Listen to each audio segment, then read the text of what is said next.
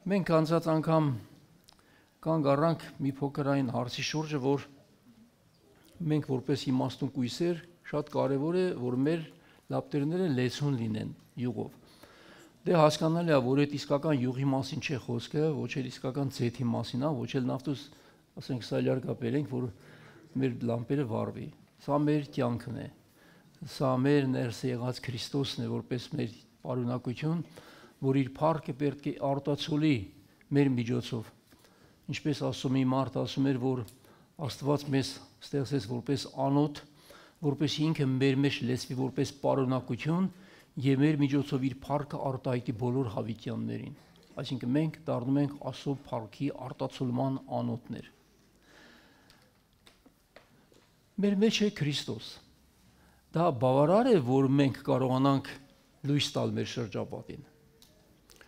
Եվ այո, եւ ոչ։ Ինչու այո։ Այո, որովհետեւ Քրիստոսն ինքն է լույսը աշխարհի։ Բայց Տերը նաեւ ասաց, որ դուք եք այս աշխարհի լույսը։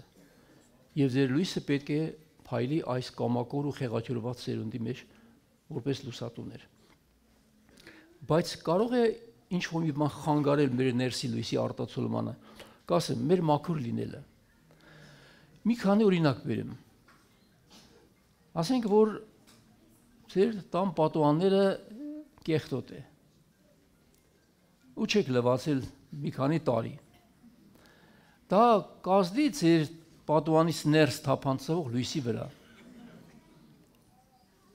որ մաքրում եք, սիրուն, պալպալցնում եք ու անձրև է գալիս։ Ուրախանում եք, չէ՞։ Որ ձեր մեքենաները տարել լվացել եք, սիրուն, փայլում է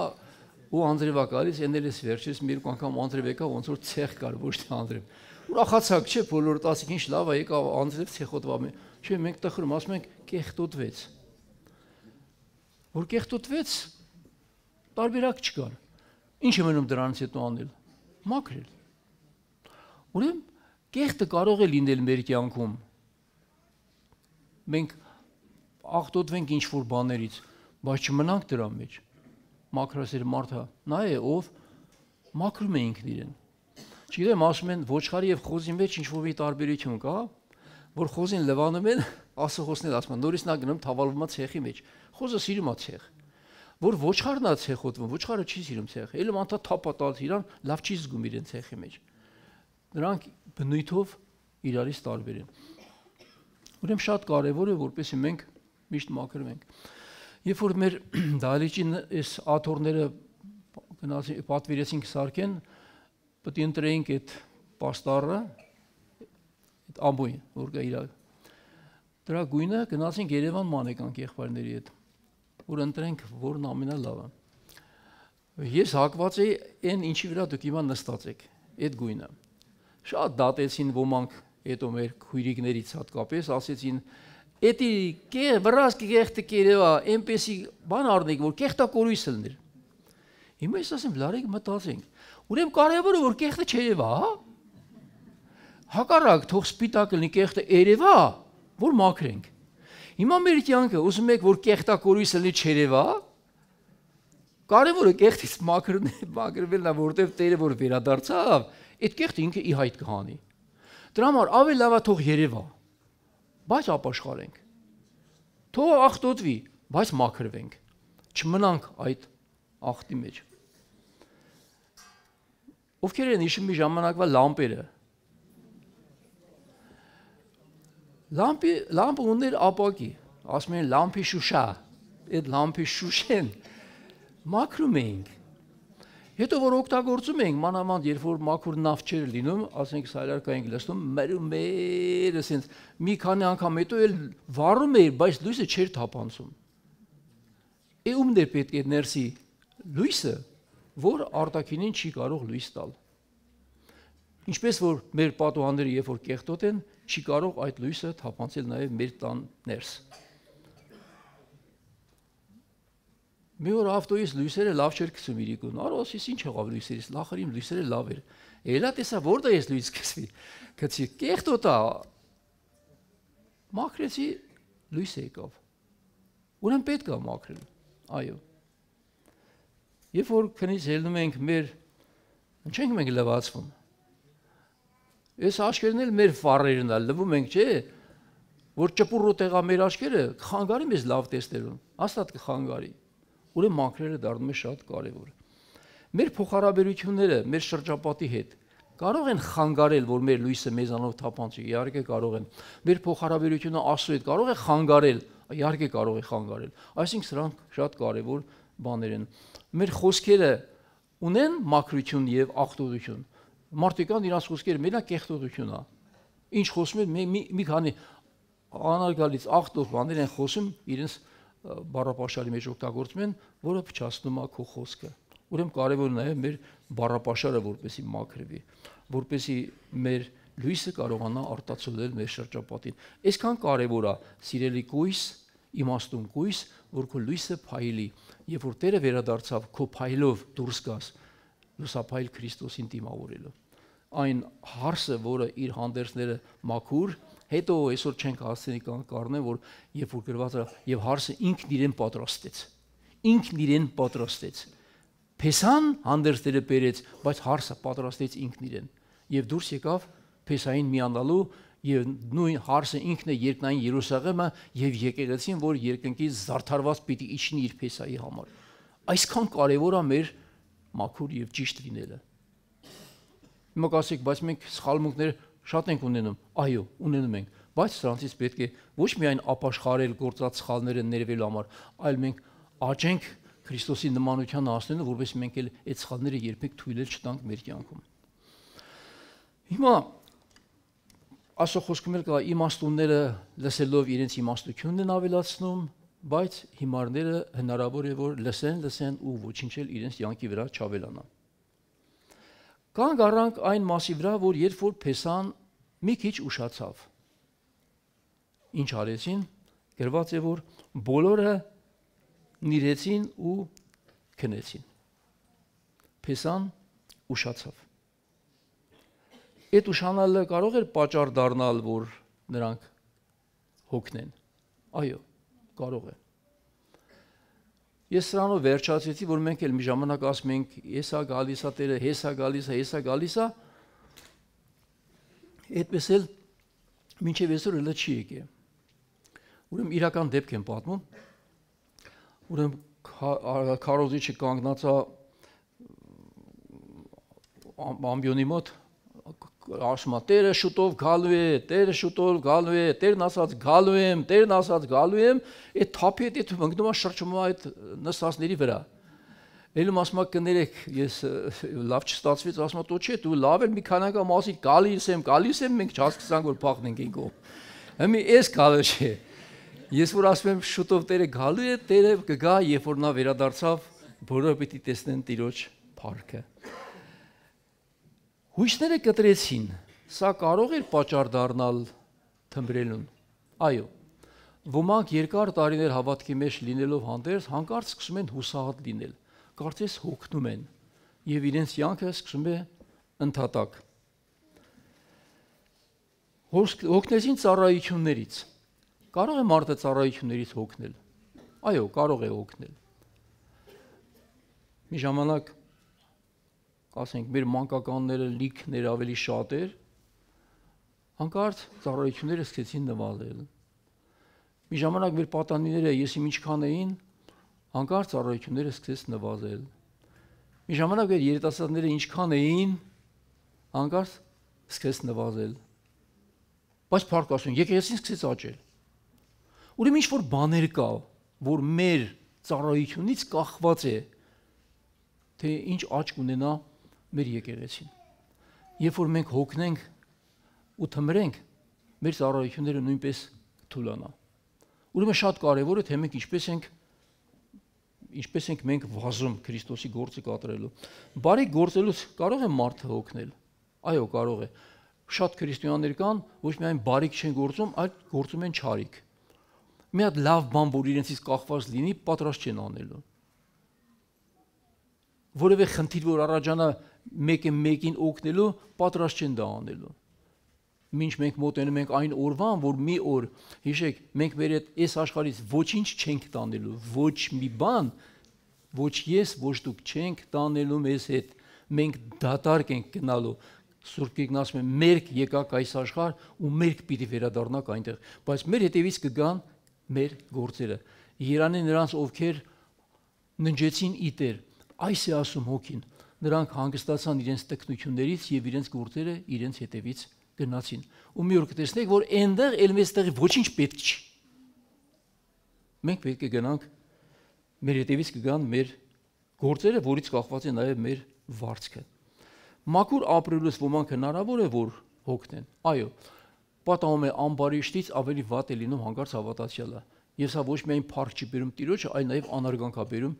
ոչ միայն Տիրոջ անվանա, այլև եկեղեցու։ Սրանք հնարավոր է։ Նրանք հանկարծ իրենց կյանքը միապաղաղությանն է վերածվում, սկսում են հոգնել։ Այսինքն պատճառներ շատ կարող եմ ասել, որ հանկարծ քրիստոնյան կարող է հոգնել, թմրել ու քնել։ Ամբողջ ցավը նրանում է, որ իմաստուններն էլ հիմարների հետ միասին քնեցին։ Շատ ցավալի էր։ Բայց տարբերությունը այն էր, որ երբ որ Փեսան վերադարձավ, իմաստունները կարողացան կարգի բերել իրենց լապտերները, բայց հիմարները այդ հնարավորությունը չունեցան էլ։ Ուրեմն դուք զգացել եք, որ նորադարձները ավելի եռանդով են նվիրված Աստծո քան թե են հին պրոֆեսիոնալ հավատացյալները։ Հաստատ, որ դուք այսպես եք անում, ճիշտ է, հենց այդպես էլ կա։ Ուրեմն նորա հոգիների եռանդը հանկարծ չունի այն հին հավատացյալը, ինչու, որովհետև այն հինը արդեն հոգնել է, որը շատ վատ է։ Մի անգամ Սարգիս եղբայրը շատ խոսեց այս հոգնելու մասին, շատ սիրուն օրինակներով։ Փաստորեն ես ուզում եմ կարդամ 2 Պետրոսի 3-րդ գլուխ 1-ից 18 խոսքերը։ Այսօր ես մեկից շատ կկարդամ Աստվածաշնչից, դանդաղ կկարդամ, եւ մենք այստեղից ծաղկակախ պիտի անենք։ Որտեւ ես շահագրգռված չեմ, որ պատգամը լավ տպավորություն թողի։ Ես ուզում եմ մենք դրանից շատ բան քաղենք մեր անձերի համար։ Սիրելիներ, այս արդեն 2-րդ նամակն եմ ձեզ գրում, որ դրանով հիշեցնեմ ձեր մաքուր միտքը արթնացնելու։ Գրում եմ ձեզ, Պողոս առաքյալն Պետրոսն ասում էր, որ ձեր մաքուր միտքը արթնացնեմ,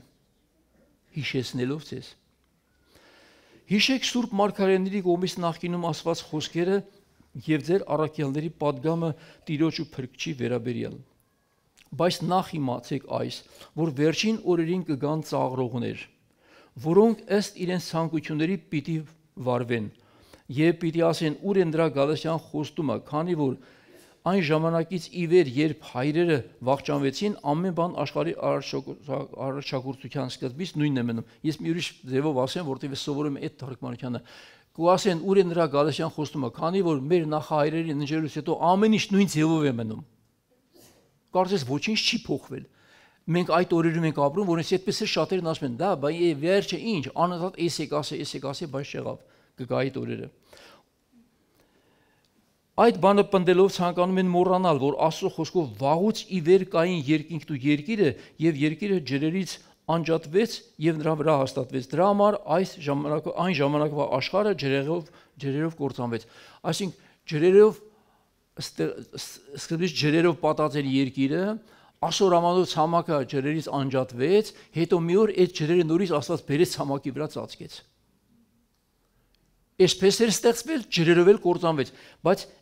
մեր օրերի համար ասում է, կրակի համար է պատրաստված հիմա, եւ կրակով պիտի ծածկվի ամբողջ երկիրը։ Սա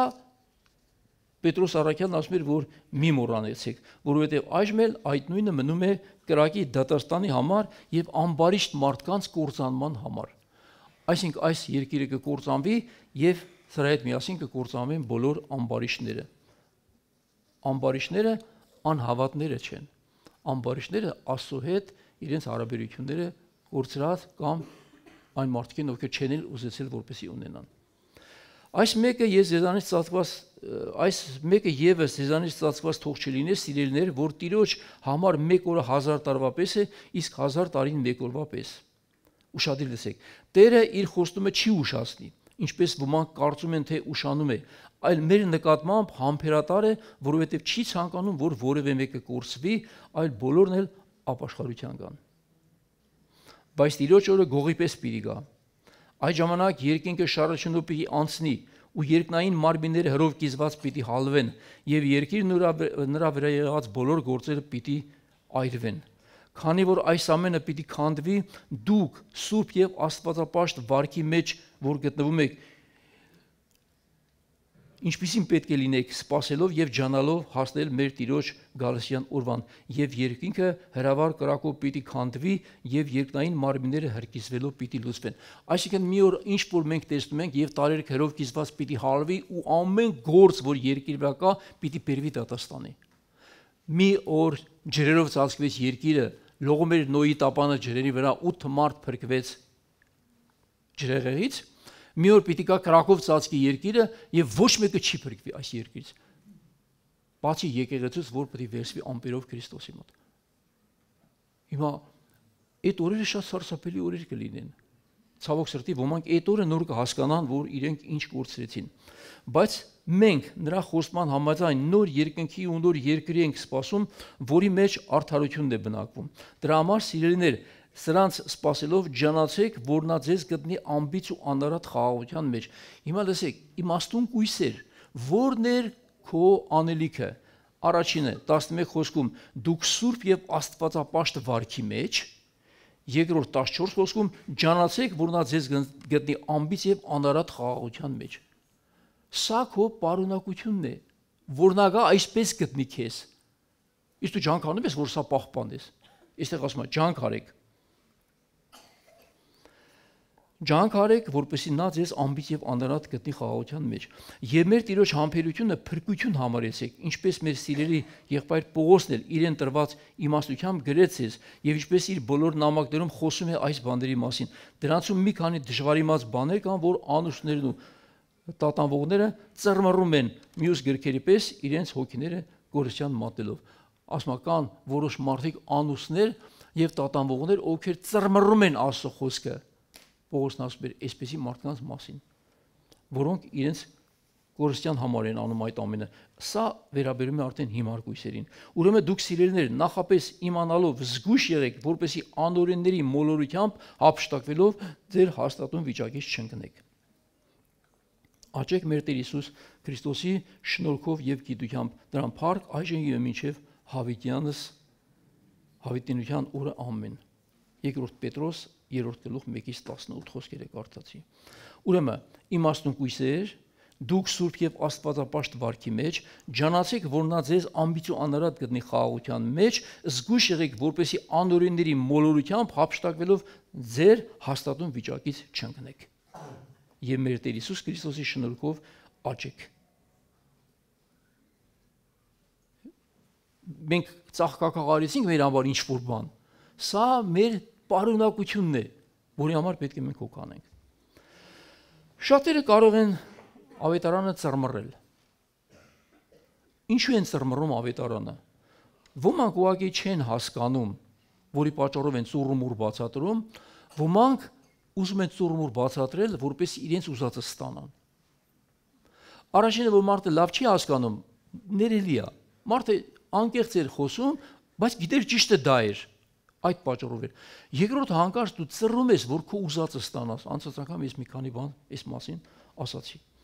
Մենք որ Աստծո խոսքը բացատրում ենք, լրիվ բացատրենք։ Կարդում ենք, լրիվ կարդանք։ Դրանից առաջ էլ կարդանք, դրանից հետո էլ կարդանք։ Տեսնենք ինչին էր վերաբերում խոսքը ուղիղ, որ անկած չէ՞ մի նախադասություն կարդաս, քո ուզածը ուզենաս ստանալ, դրա վրա կարողացես մի պատգամ, բայց բոլորովին այն ճշմարտությունից չլինի։ Գրված է, որ խնդրեցեք ու պիտի տրվի ձեզ։ Քարոզում ես, խնդրեցեք ու պիտի տրվի ձեզ։ Տերն ասել, խնդրեք, խնդրեք ու կառնեք։ Մարդը կարիք ունի, խնդրում է, հավատում է քո խոսքին ու չի առնում։ Ոսկ մեկ հասկացել Աստծո խոսքի ճշմարտության վրա։ Ասում է դուք ասում եք Տերն ասել է խնդրեք։ Ես էլ խնդրեցի, բայց չառա։ Բա ուր էր պատասխանը։ Որովհետև դու խոսքի կեսն ասացիր, կեսը չասացիր, չասացիր, որ այդ նույն խոսքը գրված է նաև եւ Պետրոսի թղթերում, Հովհաննեսի ընդհանրական թղթերում շատ տեղեր կա գրված, որ բայց դուք խնդրում եք ու չեք առնում, որովհետև չարաչար եք խնդրում, ձեր ցանկություններին մաշելու համար եք խնդրում, շնացողներ, չգիտեք, որ սերն այս աշխարհի հանդեպ թշնամություն է Աստծո։ Որովհետև ով որ ուզում է աշխարհին իրեն բարեկամ անել, ասում թշնամի կդառնի։ Հիմա տեսեք, խնդրեցի չառա, Զարմացա, ինչու Աստծո խոսքը ճիշտ չէր, Աստծո խոսքը ճիշտ էր, դու ճիշտ չէիր եւ քո քարոզիչը ճիշտ չէր, որ չասած, որ շնացողներ այս աշխարհի հանդեպ ունեցած սերը թշնամություն է Աստծո դեմ, Աստված թշնամիներին չի պատասխանում։ Մարդը թող իմանա սթափվի իր հարաբերությունները ճշտի Աստծո հետ, հետո քո չխնդրածնել Աստված քեզ կտա։ Երբ որ Սողոմոնի խնդրածը հաճելի եղավ Աստծուն, Տերն ասաց, քանի որ դու չխնդրեցիր քո թշնամիների հոգիները, չխնդրեցիր հարստություն, չխնդրեցիր փառք, մեծություն, ես քո խնդրածդ պիտի տամ, որ իմաստություն ուզեցիր, այն քո չխնդրածնել հետը պիտի տամ։ Խնդրեցեք Աստծո թագավորությունը, փնտրեցեք Աստծո թագավորությունը եւ նրա արդարությունը, մնացածը ձեզ ավելիով կտրվի։ Ուրեմն կարևորը Աստծո թագավորությունը փնտրելը եւ խնդրելն է։ Մնացած բաները մարմնավոր մեր կյանքում որ կա, նույնիսկ առանց աղոթքի Աստված քեզ կարող է տալ, որովհետև քո վիճակը Աստծո առաջ հաճելի էր։ Վայ ձեզ կեղծավորների եւ դպիրներիդ, վայ ձեզ կեղծավորներիդ, դպիրներիդ եւ փարիսեցիներիդ, որ անանուխի, սամիթի ու չամանի 10-րդը տալիս եք, բայց չեք պահում օրենքի ամենից ծանրակշիռ կետերը, արդարությունը, ողորմությունը եւ հավատքը։ Այստեղ ես կանգ կառնեմ, որովհետև ես լսեցի մի քարոզիչի համացանցում։ Բացատրում էր 10-րդի մասին։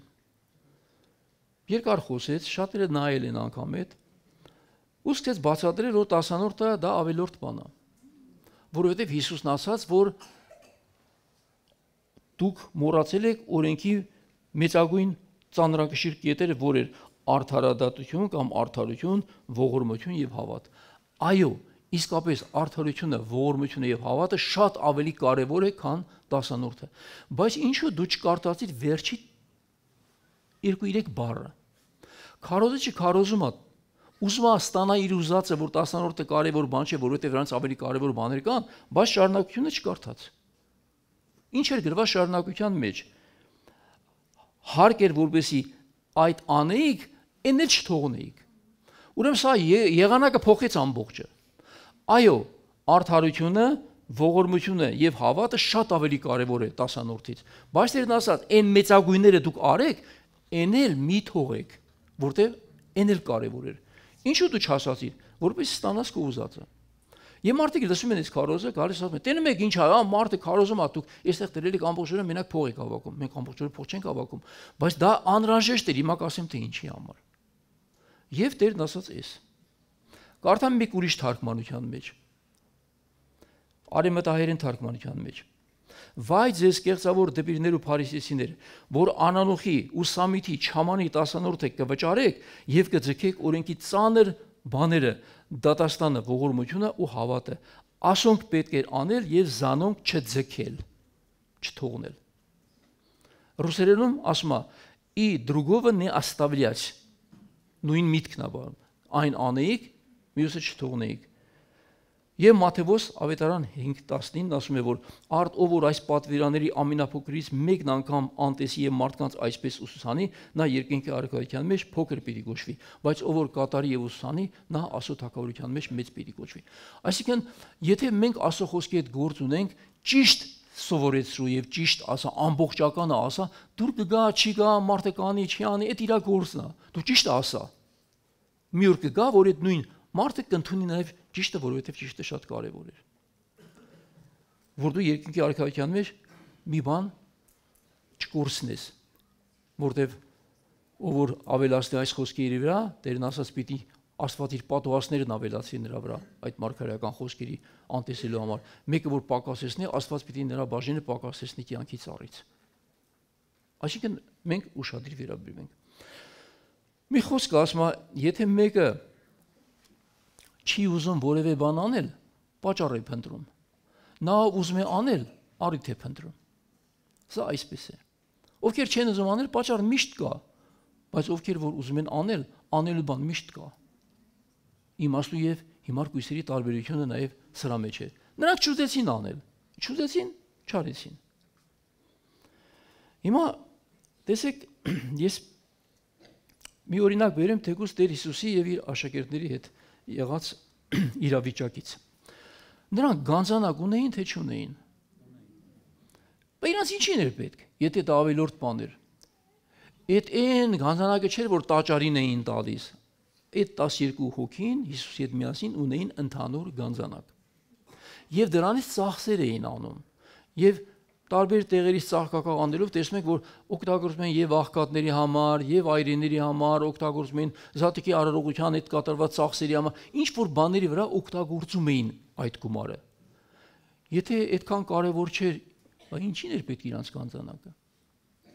Ուրեմն գանձանակը կարևոր էր։ Ոչ թե երբ որ փող պետք է ասենք հավաքենք էսի առնենք, հավաքենք ավել առնենք, հավաքենք մի հատ միկրոֆոն առնենք, հավաքենք, չգիտեմ, լապատկա առնենք, այլ եկեղեցին պետք է ունենա բավարար ֆինանսական միջոցներ անհրաժեշտ ծախսեր անելու համար։ Հիմա այս 10-անորդ չեմ քարոզում, ուղղակի խոսքը բերում եմ նրա վրա, որ մարդիկ որ ուզում են ծռում են իրենց ուզածը ստանալու համար։ Եվ հիմար գույսերը հենց այսպես էին վարվում։ Պատկերացրեք, մենք զինվոր ենք։ Պետք է գնանք ճակատ։ Երկար ճանապարհ է պետք, որ մենք անցնենք։ Մեզ ասում են, որ ձեր հետ պետք է վերցնեք անհրաժեշտ պարագաներ։ Որոնք են դրանք։ Ուտելիք պետք է վերցնենք, հացա, պահածոները, չգիտեմ ինչա, լիքը ուտելու բաներ կան զինվորները։ Պետք է դա ով վերցնի զինվորը, որտեղ պետք է լսի։ Իրա վեշ մեշոքի մեջ է։ Դու որ զինվորս գրանատ վերցնես, նռնակ պետք է վերցնես, քո ավտոմատը պետք է վերցնես, պետք է վերցնես, պատրոնները պետք է վերցնես, պետք է վերցնես, քո սրբիչա, օճառաջ գիտեմ ինչա պետք է վերցնես, քո ատամի խոզանակն ու մյուս բաները պետք է վերցնես, այսինքն լիքը պարագաներ կա, որ դու պետք է վերցնես, որ վերցնում ես, վեշը ծանրանում է։ Դու ասում ես, այսպես հազիվ, սխտը էթալ։ Մեկն էլ ասում է, «Թո էս անխել չեմ, էդի շալակեմ, հետս մանտամ»։ Ասես թեթև լոթի իմ համար կգնամ։ Լավ, մեկը լոթի էր թեթև գնաց, ինքը արագ կարող անցնի, ինչ որ ճանապարհ։ Մեկն էլ այդ վեշի տակ ծանրաբերված է գնում։ Ձեզնից ո՞րն է իմաստուն։ Այս սրանցից ո՞րն է իմաստուն։ Այդ վեշմեշոկի տակ։ Հետո որ հասա միտեղ նստան պետք է հացուտեն, էս մյուսն էլ լոթին էլ ուտել ուզում։ Որ ասի այդ քո հացից մի քիչ տուր ինձ, ինքը կասի, այդ հացից չեմ կարող տալ, որովհետև այս իմ պաշարը այնքան է, որ ինձ հազիվ կհասցնի տեղ։ Եվ որ թշնամին եկավ դու ավտոմատ չունես կամ պատրոն գրած չի ասում այդ պատրոններ ինձ տված է այս պատերազմը մինչև վերջ տանել համար նա քեզ չի կարողանա տա ու դու կմնաս ճանապարհի կեսին որովհետև դու թեթև է վերցեցիր քո համար իսկ մենք բաներ կա որ չպետք է վազենք թեթևին մենք պետք է նայենք վերցնել նաև ծանրը տեսեք օրինակ անգամ աշխարհում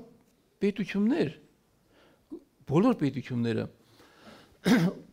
ունենում են ֆինանսական միջոցներ պետական ծախսեր անելու համար մենք նալոգ ենք տալիս, չէ՞ պետությանը։ Գույք հարկ ենք տալիս, հողի հարկ ենք տալիս, եկամուտ հարկ ենք տալիս, ես գիտեմ ինչ տարբեր տեսակի բաներ ենք տալիս, շատ տեղերից մարդիկ նվիրատվություններ են անում, ինչի համար, որ դրանով պետությունը կարողանա ասֆալտ անի, կարողանա հիվանդանոցներ կառուցի, կարողանա դպրոցներ կառուցի, կարողանա մանկապարտեզներ կառուցել, կարողանա մանկապարտեզի աշխատողներին աշխատավարձ տալ, դպրոցի ուսուցչին աշխատավարձ տալ, կարողանա թոշակառուին թոշակ տալ, կարողանա լիքը բաներ կարողանա անել, այդ ֆինանսական միջոցները կարևոր են։ Եկեղեցին նույնպես պետք է ունենա որոշակի ծախսեր անելու համար, աշխարհի ոչ մի նորմալ եկեղեցի առանց ֆինանսական միջոցների չի կարող որևէ լուրջ բան անել։ Ստաբիլ ֆինանսական միջոցների, որտեղ կան ստաբիլ ծախսեր, որ ամենամսյա ծախս է։ Եթե եկեղեցին որոշակի այրիների օգնություն է տալիս, կամ աղքատների մյուսների ստաբիլ ծախսեր են, այնպես չի որ այսօր մի հատ տոպրակ տարար տվեցիր ու դրանով վերջացա։ Այն մարդը ամեն ամիս այդ չափով թոշակի պես իրան պետք է որպեսի ապրի։ Եկեղեցին որտեղից այդ բաներն անի։ Բայց մենք եկեղեցին անում է։ Անում է բավական լուրջ ծախսեր, մեծ ծախսեր։ Մենք ծերանոցին հիմա դադարեցրել ենք, պետք չէր շարունակեցինք։ Ամեն ամիս մենք $1000, $1500, $1200 այդպես փող էինք տալիս ծերանոցին։ Ստաբիլ ամեն ամիս։ Պետք է մի տեղից լինի որ տանք։ Մեր եկեղեցին գիտեք ինչպես էր մեր վիճակը մի ժամանակ, երբ որ մենք այդ խելքին էինք, որ ինչ կլինի, դե մի բանա գցի գանձանակը։ Աստված մուրացկան չէ, որևէ բան չի մուրում մեզնից։ Աստված ասում է քո պարտականությունը տուր։ Ծախսերի տեղը Աստված շատ լավ գիտի։ Մեր մոտ երկու հոգի սպոնսոր է, մի հոգի սպոնսոր եկա, ամերիկացի էր, մեկն էլ իր թարգմանիչը։ Երբ որ մենք Աստվածաշնչյան քոլեջում սովորեցինք, մարդ ուղարկեցին մեզ, որ կան այստեղ տեսնեն ինչով կարող են օգնել եկեղեցիներին։ Եկան մեր տանը պետք է մնային։ Այն ժամանակ այս շենքը չկար, ոչ մի բան չկար։ Մեր տունն էլ ուտելու բան չկար։ Ես դրանց ինչ կերսնեմ, երբ որ մեր ընտանիքի ուտելու հարցն է անգամ մեծ խնդիր։ Մեն արեփսիկը գիտի, ոչ մի բան չկար։ Մեր գանձանակի ամբողջ պարունակությունը որ կար, հազիվ հերիքեց, որ ես առնի մի քանի sense պակետ են երկար փլավները որ կանի, անու ինչ է դրա։ Ոչ եմ, այդ ես միշտ չկարողացա սովորեմ դրանն։ Դրանից ու մի շիշ ձեթ, ավելին ոչինչ։ Ես դրանք 4 օր պետք է մնային, ինչ անեի։ Խայտարակ վիճակ էր։ Հետո փառք ասում, եկեղեցին, եղբայրներ քույրիկային, սարքեցին, բերեցին, թխված, ոչ եմ, ճանապարհ դրեցինք։ Բայց մտածում եմ, եկեղեցին չունենա միջոցներ, որ մի հատ հյուր ընդունի ճանապարհ դնի, շատ անգամ առաջ հյուր ես չէի կարողանում ընդունել, մտածված չէի կանչում, որտեվ ասում եմ, որ բերեմ ամբողջ գանձանակը դնենք, չենք կարող մի հատ հյուրասիրենք դրան։ Այդ մարդը մի փոր աչք կերսնենք ուղարկենք։ Այն ժամանակ Լևիկ աղբերենք էին իրանց տունը տանում, զաբել ենք, ոմանք հրավիրում էին թեթևացնելու համար եկեղեցու բեռը, որտեվ եկեղեցին այդ միջոցները չուներ։ Որ մեկի տունը բաժար ընկավ վառվեց, ուզում ենք մի օգնություն ցույց տայինք, մի մեշոկ ալուր կարողացա առնել եկեղեցուց ընդամենը, ոչ մի բան ուրիշ։ Սա մեր աղքատ մտածելակերպի պատճառով մեր աղքատ վիճակն էր։ Բայց հիմա մենք այդպես չենք անում։ Մենք կարողանում ենք օգնել նույնիսկ ուրիշ եկեղեցիների մեծ գումարներով օգնենք, այնպեսի հարցեր մենք լուծենք, որ աշխարհի շատ եկեղեցիներ այդքան ռիսկ չունեն անելու։ Մենք կարողացանք այս ձեր ծախսերով առած, այս աթոռների համար ոչ մի կոպեկ ոչ մի տեղի չեն տվել մեզ։ Ես չեմ էլ մուրում, էլ առաջվանա չի, ես ոչ մեկից փող չեմ մուրում։ Փառք Տիրոջը, այսօր մեր եկեղեցին հաղթող եկեղեցի է։ Մեր եկեղեցին եւ անում է եւ ստանում է։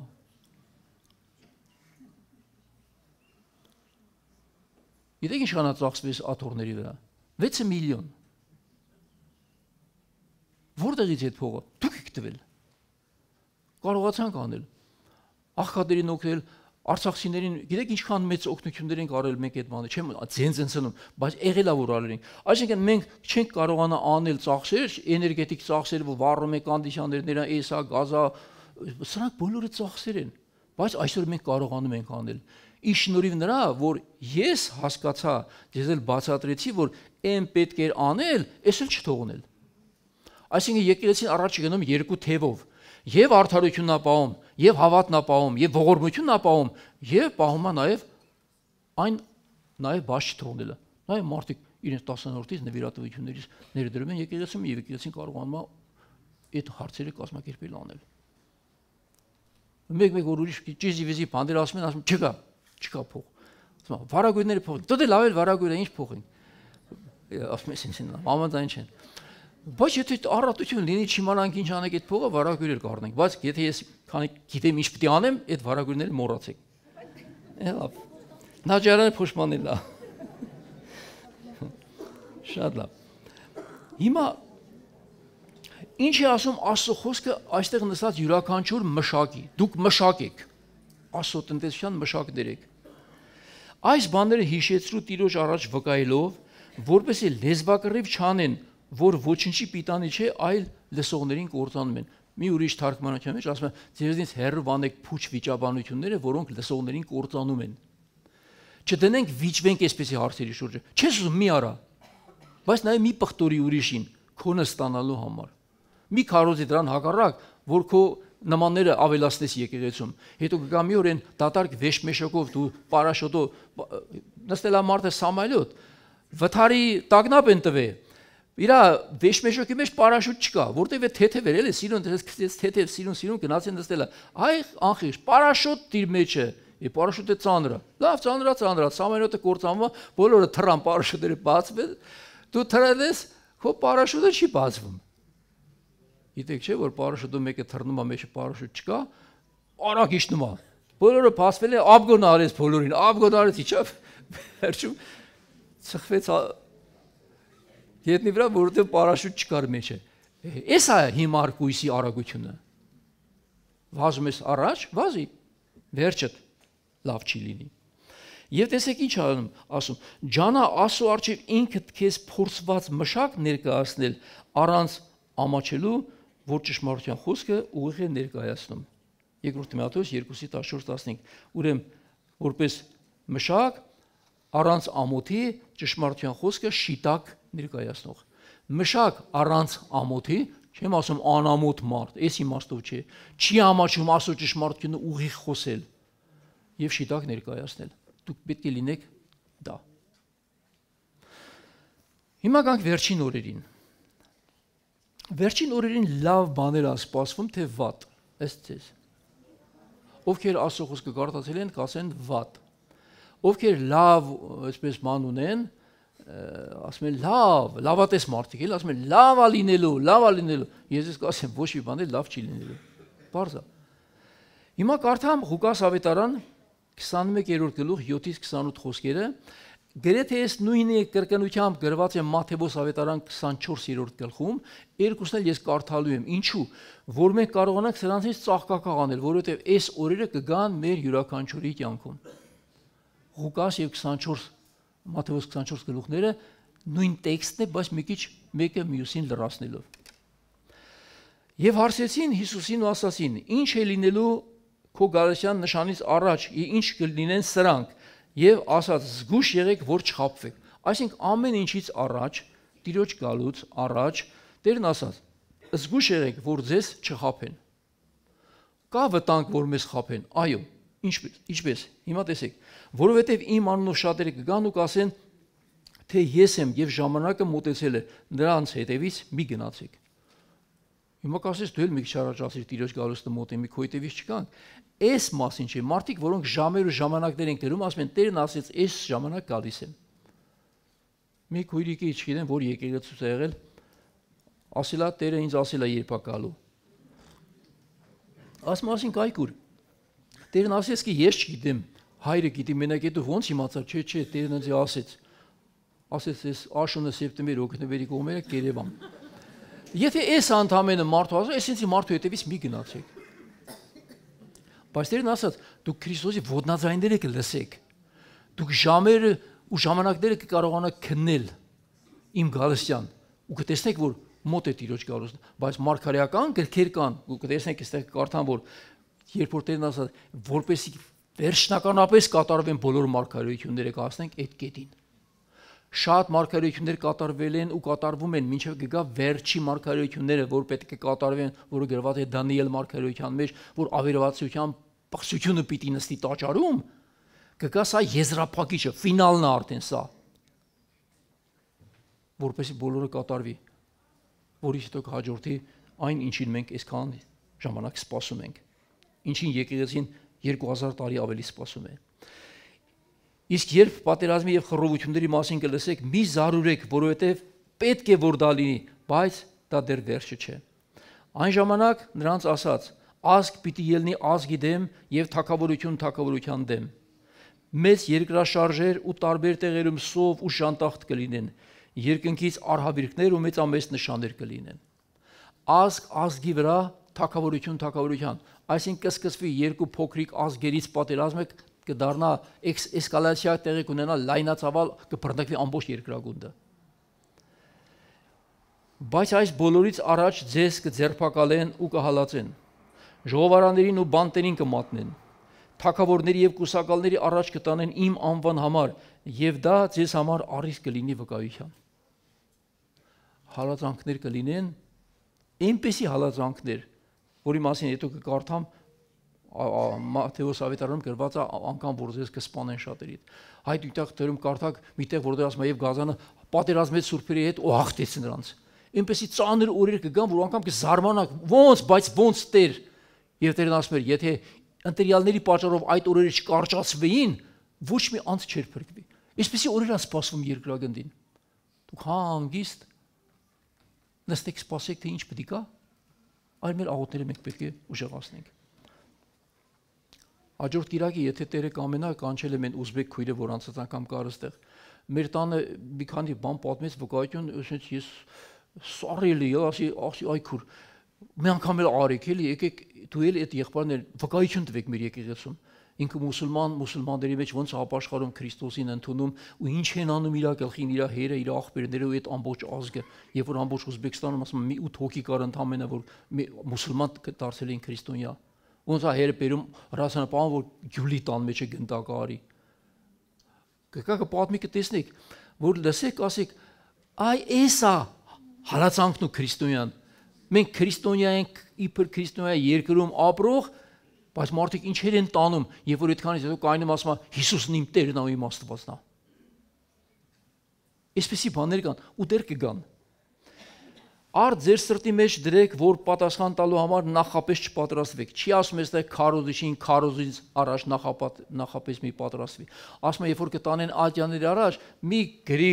շպալգալկա վերսայետը, թե ինչ պետք է խոսես։ Այդ ժամին ես կտամ ձեզ միտքերի իմաստություն, որին չպիտի չկարողանան հակառակենալ ձեր բոլոր թշնամիները, ձեր բոլոր հակառակորդները։ Եվ կմատնվեք ծնողներից ու եղբայրներից, ազգականներից ու բարեկամներից, ձեզանից ոմանք կսպանեն։ Իմ անվան պատճառով բոլորը ձեզ կատեն, բայց ձեր գլխից մազ անգամ չի պակսի։ Մեկ ասես ինձ կսպանեն, գլխից էլ մազ չի պակսի։ Այն ինչ որ Տերը խոստացել է քեզ, այդ խոստումներից մի մազ անգամ չի պակասի, Տերը այս բոլորը կանի եւ քո հետ կլինի։ Եվ ձեր համբերությամբ ձեր հոգիները կփրկեք։ Երբ Երուսաղեմը զորքերով շրջապատված տեսնեք, այն ժամանակ իմացեք, որ նրա ավերումը մոտ է։ Այն ժամանակ նրանք, որ հրեաստանում են, թող լեռները փախչեն, իսկ նրանք, որ քաղաքի մեջ են, թող հեռանան, եւ նրանք, որ գյուղերում են, թող քաղաք չմտնեն, որովհետեւ այդ օրերը վրեժխնդրության օրեր են, որպեսի բոլոր գրվածքները կատարվեն։ Որպեսի բոլոր գրվածքները կատարվեն, այս օրերին ենք մենք մոտենում, բայց այն օրերին վայ հղիներին եւ կուրսք տվողներին, որովհետեւ երկրի վրա մեծ նեղություն է լինելու եւ այդ ժողովրդի վրա բարկություն։ Այստեղ խոսվում է Երուսաղեմը զորքերով շրջապատվելու մասին։ Մի անգամ արդեն եղել է 70 թվականին մեր թվարկության, երբ որ այսպես շրջապատվեց, կործանվեց քարքարի վրա չմնաց Երուսաղեմը, բայց սա այս օրերի մասին չէ, որովհետև այդ օրերից հետո շարունակում է դեռ մարգարեական գրքերը կատարվել։ Իսկ այս օրերում գրված է, որ որպեսզի բոլոր գրվածքները այստեղ կատարվեն։ Սրանք վրեժխնդրության օրեր են։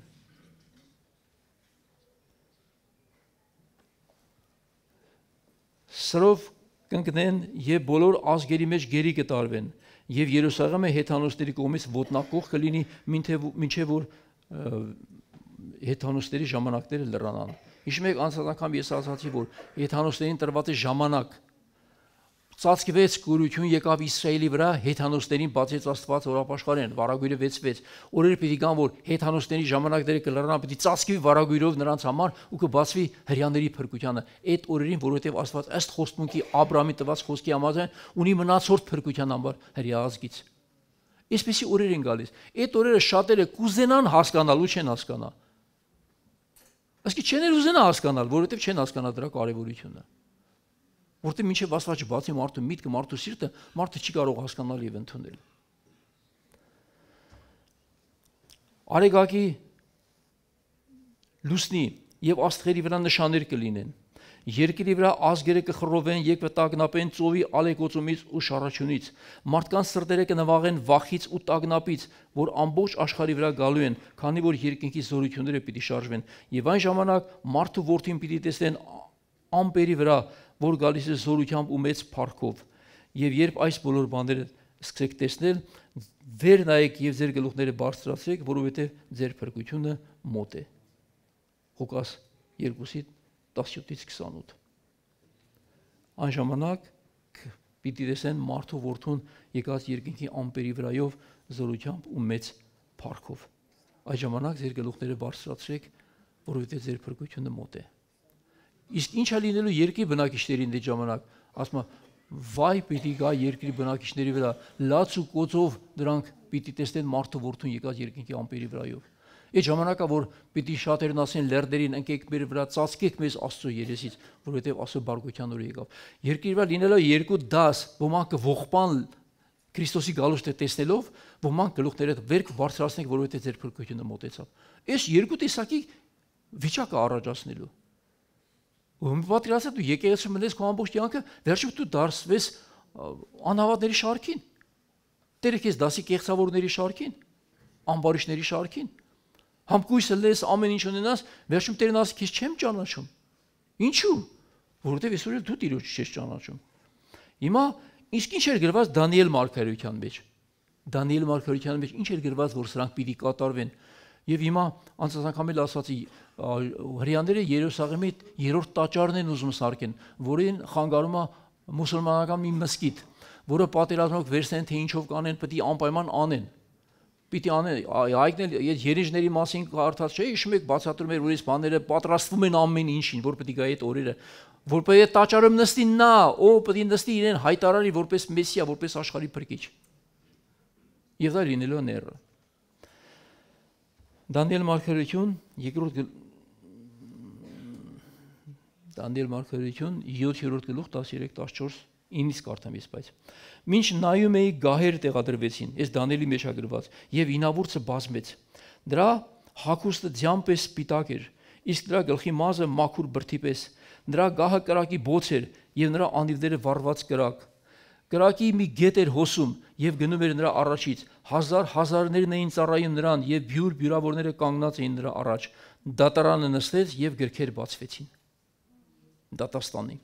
Գիշերվա տեսիլքներում ես տեսա, որ ահա երկնքի ամպերով մեկը եկավ մարդու որդու նման, եկավ դեպի հինավուրցը եւ նրան ներկայացվեց, եւ նրան իշխանություն ու պատիվ թագավորություն տրվեցին, որպեսզի բոլոր ժողովուրդները, ազգերն ու լեզուները նրան ծառայեն։ Նրա իշխանությունը հավիտենական իշխանություն է, որ չի անցնելու ու նրա թագավորությունը չի կործանվելու։ Ինչպես Դանիելի մյուս վերջի գլխում ասում է, որ ազգերի աշխարհի շատ տերություններ, թագավորություններ կանցնեն, բայց նրա թագավորությունը հավիտյան կմնա։ Վերադառնամ առաքին, ու մի հարմար տեղ ավարտեմ։ Եվ կեսգիշերին ձայն եղավ, ահա Փեսան գալիս է նրան դիմավորելու ելեք։ Այստեղ կեսգիշեր, որ գրված է, դուք երևի ուղիղ հասկանում եք հենց կեսգիշեր։ Ինչի կեսգիշեր։ Ես նստած մտածում եմ այդ մասին, ասում եմ լավ, եթե ուղիղ իմաստով հասկանանք կեսգիշեր, որ մեր մոտ կեսգիշերը Ամերիկայում լույս ցերեկ է։ Մի օր բաբի եղբորը խոսում ենք, ասի բաբի եղբոր, մեր մոտ ապշտակությունը Ամերիկայից ավելի շուտ ալնելու։ Ասես ո՞նց։ Ասի հա,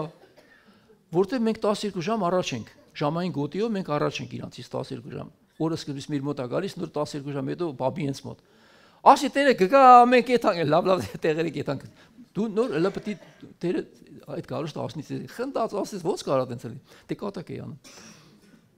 Բայց բա ո՞նց հալնելու։ Կեսգիշերի հասկացողությունը հարաբերական հասկացողություն է։ Երբ որ տերը եկավ, իր զորության փառքից ամբողջ երկրագունդը կդառնա թափանցիկ։ Բոլոր ազգերն ու ժողովուրդները միաժամանակ են տեսնելու Քրիստոսի գալուստը։ Այսպես է լինելու։ Իսկ կեսգիշերը ինչ է նշանակում, այսինքն կլինեն խնդիրներ, որ այդ միջանկյալը ժամանակաշրջանում կլինի այս բոլոր բաները, որ կկատարվի։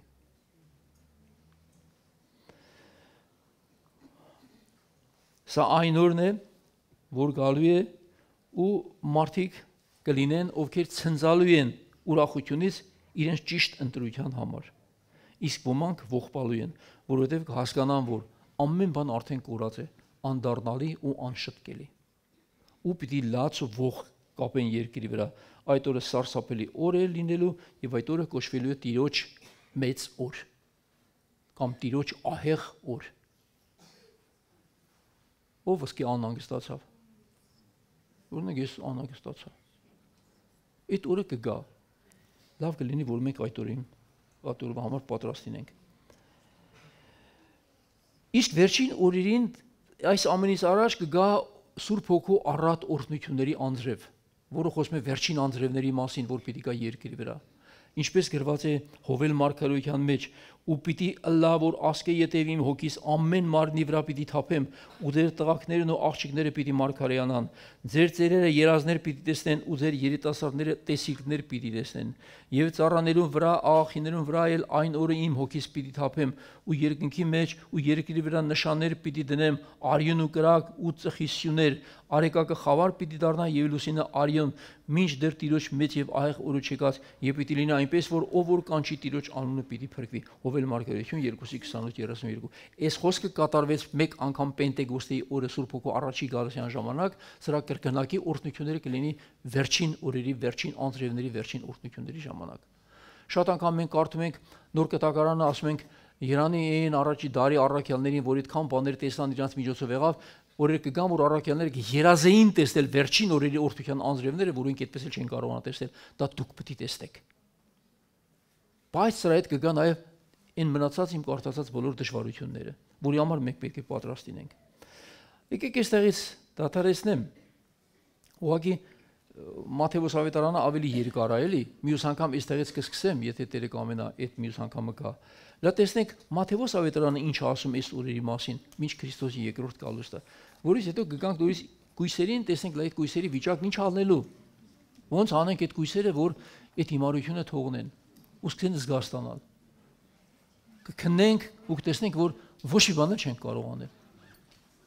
Որտեւ նրանք չեն ուզենա լսել ու չեն ուզում լսել։ Դու ասա, դու ասելով գնա, իրանք հետևից մոռանալով գալիս են։